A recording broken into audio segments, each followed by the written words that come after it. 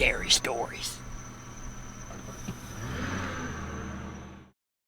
I was lured by a skinwalker. She did not harm me, but then again, I ran away the moment I realized that there was something really very wrong with what I thought was an animal that I was following. Once I got to the safety of my front door, I stuck around to watch her progress up the road. She rolled around in the dirt for a bit just outside the sole street light before walking on all fours to sit directly beneath it, staring back at me just as hard as I was staring at her. It was about then that the Navajo that I was living with saw me at the door, staring hard at something.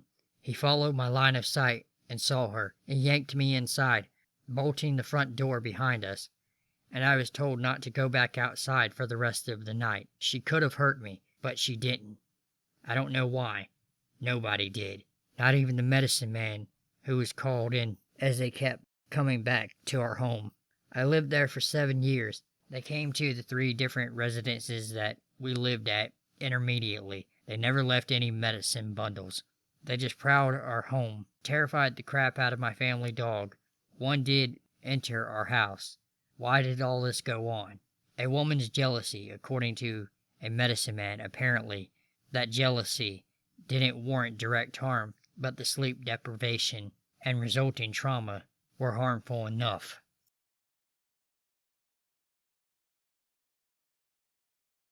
In July 2013, I was on a summer trip that included a service portion of the Navajo reservation. Where we were staying was this really remote patch of land that could only be accessed by this really sketchy piece of road and had no electricity. My group had the luxury of either camping in a tent or under a tarp, and of course, I got stuck under the tarp, sleeping on the outside of the group. One night, there was a pretty bad storm, and we were invited to sleep in the Hogan, traditional Navajo house, with the mother and son who we were staying with. Of course, on the dark and stormy night, the mother decides to tell us of her skinwalker stories, of which there are many. I cannot remember all of them, as it was a few months ago, but here is what I know. The story of the origin of the skinwalkers was that long ago, Navajo wore pelts, like in the movies, to hunt animals. The pelts and the entire getup, face paint, etc., gave people the power to transform into an animal-like state. As with all types of power, some use it for good, others for evil. So skinwalkers were born. She said that the skinwalkers look like big wolves or dogs in the animal state, and sound like horses running. She said something about how they cannot be shot normally, because the bullets will deflect. She also said that a few have been arrested by Navajo police because of skinwalkers. Most Navajo do not drive at night. Skinwalkers can also use your biological matter, like spit on the ground or hair from a brush, to cast black magic on you. This is also a reason why Navajo people keep their Navajo names a secret. Now for the stories. The first one I remember was when she was a child. One night, she was thirsty, so she got up to get some water. She went to the kitchen to get a glass of water, and through the window she saw red eyes and freezes. She does not remember any more. In the morning, she wakes up and walks to the kitchen and sees her glass of water sitting on the counter. She tells her mother, and they go outside to see fresh dirt that had been dug up, and her mother confirms it was a skinwalker. When she was older, she joined the U.S. Navy. She was stationed in Spain when a man came up to her asking her if she was Navajo and from the reservation. Apparently, he was too, but she did not know this man. He kept pestering her. She knew something was up, but she knew something was up when he didn't recognize the scent of burning cedar wood, something very similar to most Navajo people. She thinks it might have been some sort of skinwalker. As an adult, she works as an art teacher. One day, a student of hers comes up to her with a concern. She was dating a boy she really liked, but her grandmother, a skinwalker, did not like him, and she was afraid of what she could do. Later, she showed up pregnant. I think I remember something about the grandmother killing the fetus back when she was younger. Her sister also had an encounter. One night she left her bedroom window open. Suddenly, she felt frozen while in bed. She then felt someone breathing down the back of her neck, but she couldn't do anything because the skinwalker had frozen her in place. The son also had a story. He was camping with his friend out in the yard. It was the middle of the night when he decided to go use the outhouse. As he was in or near the outhouse, a pack of skinwalkers decided to jump in. He remembers them making noises. Another time, a pack of skinwalkers decided to go right on through the property, while a group, such as my own, was camping out there. Luckily, I didn't see any, but I sure as hell was scared for the rest of my time there. As if rattlesnakes and black widows weren't scary enough, there were definitely more stories that I don't remember.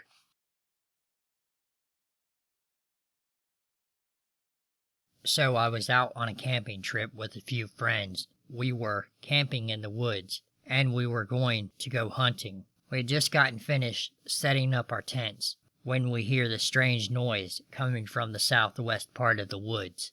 As we walked further into the woods to investigate the noise, we started hearing whispering, like hundreds of voices talking all at the same time, completely out of sync with each other, then a ringing in our ears. I looked up, dazed and confused, and there was a strange half-man, half-animal creature with yellow eyes just staring at us.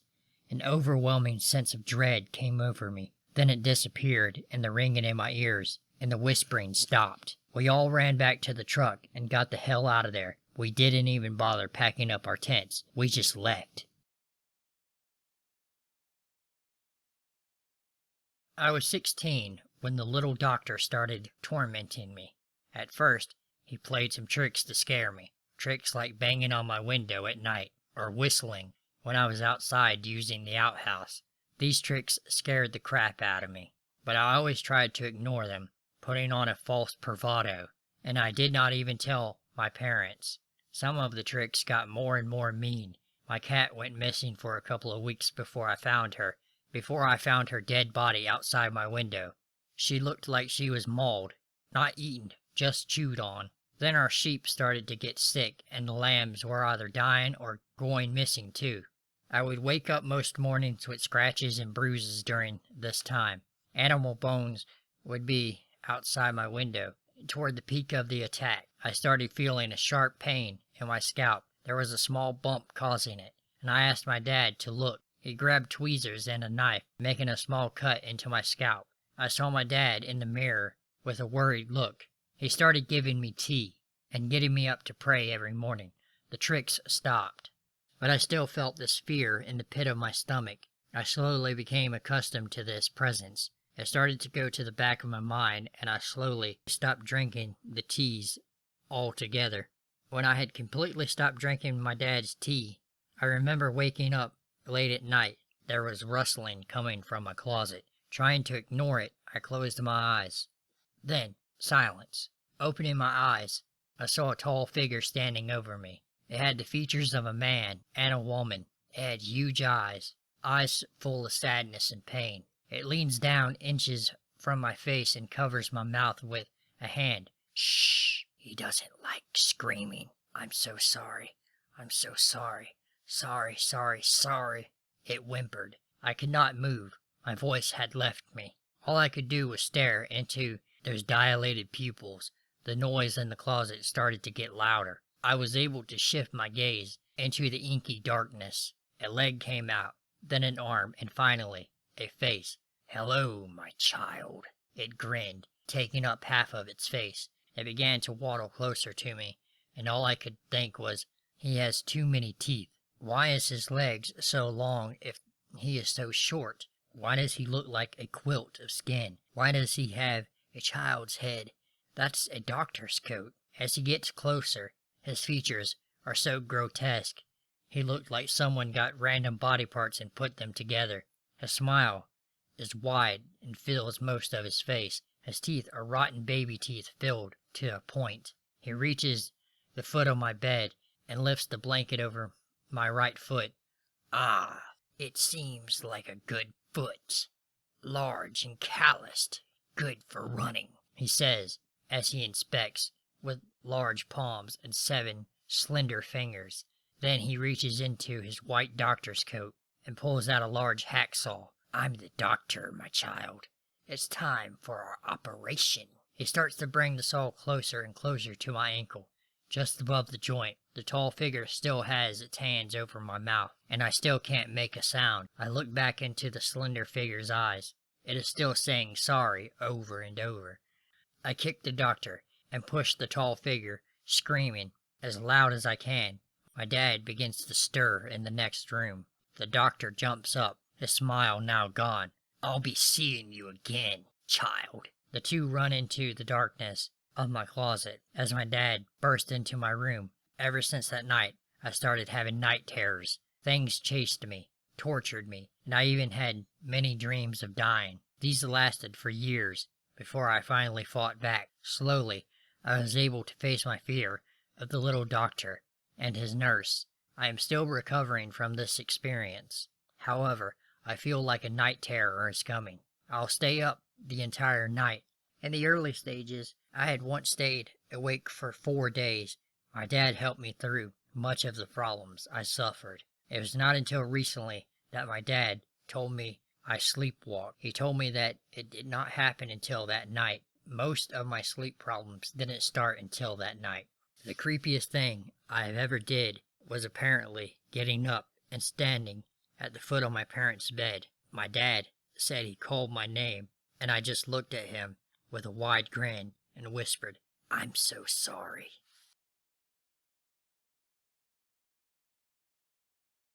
When I was about 12 years old, I was driving with my dad on a road toward I-40 Junction near Sanders, Arizona, and this road is located on the Navajo Nation. All the reservation is trees and high desert, and houses aren't found for miles, and there isn't any electricity or running water. My dad and I were driving south, and it was snowing, and it was about 2 a.m. We were driving for about 40 minutes from Window Rock, and my dad and I saw a woman beside the road. She was walking about 25 feet from the road. She didn't even look back to see who it was, or even try to hitchhike. She just kept walking, like nothing was wrong. Then my dad says, "Damn, she must be freezing." I started laughing because I thought she was drunk or something, walking in the middle of nowhere in the middle of the night. Then my dad pulled over for her, and she was still walking. So my dad shouted in Navajo and in English, "Hey, do you want to ride?" As soon as my dad yelled, she turned around and slowly looked at us, and her long hair was covering her whole head like a mop head. She slowly started walking toward us, stepping on rocks and branches and snow. She walked up to the truck on the passenger side where I was sitting and just stood by the window. My dad said, "Open the door.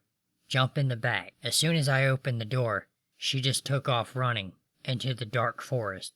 My dad and I were stunned because it was freezing out there and there wasn't civilization for miles. So I just closed my door and my dad closed his door. We just took off and thought what the hell was wrong with her. She looked like a regular person. A couple of weeks later, my dad was visiting with some of his friends who lived within 5 miles of the area, and my dad just mentioned what happened to them, and their faces just looked stunned, and they said, "Was her hair covering her whole head and had no shoes?" My dad said, "Yeah," and then they said, "It wasn't a real lady. She is a ghost." My dad and I were like, "What?" She looked like a real person. My dad's friends weren't surprised because the Navajos are used to hearing weird stories like that. As I play this memory back in my mind, there are only a few clear memories that I have of that evening. I clearly remember looking in my rearview mirror and seeing the dark silhouette of something very tall and very skinny that seemed to be covered with some kind of fur running behind the truck after us. Whatever it wasn't a normal human, or human at all for that matter. I remember hearing my brother crying and my dog barking ferociously at whatever was chasing us. I remember speeding very fast and shaking violently as the truck bounced on the washboard dirt road. I distinctly remember that this thing was only getting closer as my brother cried. It's coming up on your side." I remember being scared as hell and thinking that I didn't want to die. At that moment, I thought it would be our last. I remember speeding around a bend in the road and seeing a car coming towards us in the opposite direction. At that moment, I felt instant relief and felt that whatever was following us was finally gone. Shaken up, we made it to Grandma's house, wondering what the hell had just happened. We ran inside, not looking back, hoping that whatever was chasing us had not followed us home. As I told my grandma about our experience, she didn't seem too surprised. She continued by repeating stories that we had already heard at one point or another about black magic, witches, and something about skinwalkers. Needless to say, I didn't even want to look out of any of the windows at all for the rest of the night. As a matter of fact, I didn't drive on the reservation at night until I was 21 years old. Without going too deep into explanation, I'll just say that these skinwalkers are evil men and spirits that use black magic to do evil things. I'll tell you, as far-fetched as it may sound, they are real. I believe that if God and his greatness are real, the devil is equally as real, and also his ways of showing himself. This may not sound very scary to some of you, but what happened that evening really did happen and scared the living shit out of me. I invite anybody to visit this part of Arizona if you have any doubt or want a huge scare. I promise that you won't be disappointed.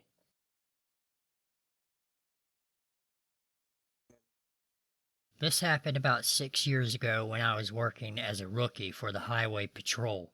The small town I lived in was a pretty quiet place, kind of boring for a law enforcement officer, but I liked it. I'm not the type that likes action. I just want to punch in and punch out. If I wanted action, I would have joined SWAT. Anyway, I was sitting in my car relaxing without a worry in the world when out of the corner of my eye, I see these two glowing orbs. I freaked and spilt hot coffee all over myself. I got out to get a better look around, and I didn't see anything. So I drive up the road a bit, and I see this weird-looking creature. It looked like it was bent over backwards. Its head was turned towards me, and it starts running at me. I slammed on the gas to try to run it over, and it just disappeared. I don't know what the hell it was, but my Indian friend seems to believe it was some kind of skinwalker or evil spirit. I have never experienced anything like that since.